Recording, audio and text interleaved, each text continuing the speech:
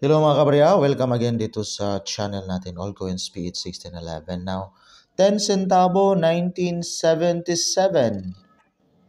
Matanda na itong baryang ito at na-amaze lang ako kasi may nakita kasi ako dito na seller na may sobrang taas yung kanyang selling value.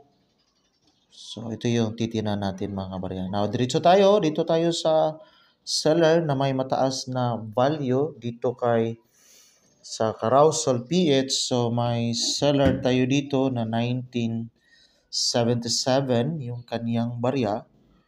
So, pareho, 10 centavo pa rin. Dalawa lang yung pinakita na picture. So, ito lang yung una. 10 centavo. Francisco Baltazar, 1977. Ito yung sa likod. Wala naman siyang error. Wala naman ako nakitang kakaiba sa barang ito. Parang may tabas. Pero di naman yan error. Pero dito, may seller tayo dito. One week ago. By Eternally Blessed. 12,000 pesos. Laking pera na yan mga kabarya. 12,000 pesos.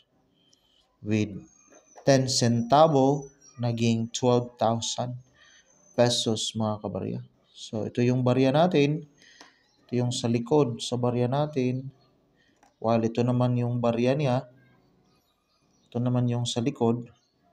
Pero may seller tayo dito, Eternally Blessed. 1 week ago, 12,000 pesos.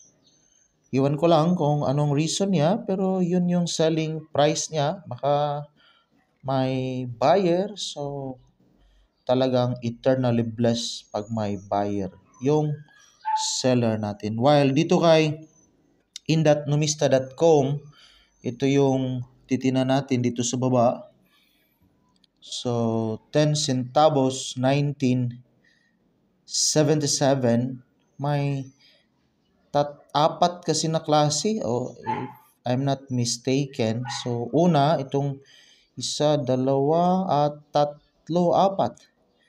May apat na klase, 1, 2, 3, 4 na 1977. Yung Franklin Mint, ito yung mate 0.6%. 10,000 example, walang value quotation. While isa, 1.1, may 4,822. Proof coin, special and circulated, 0.3, 354 example. So, ito yung may mataas na value sa ngayon. Yan lang po. So, at least, kita tayo may different kinds of 1977. Yung common, 1977, ito yung hawak natin, 28%. So, mababa lang yung value quotation. Yan na po. Maraming salamat and God bless.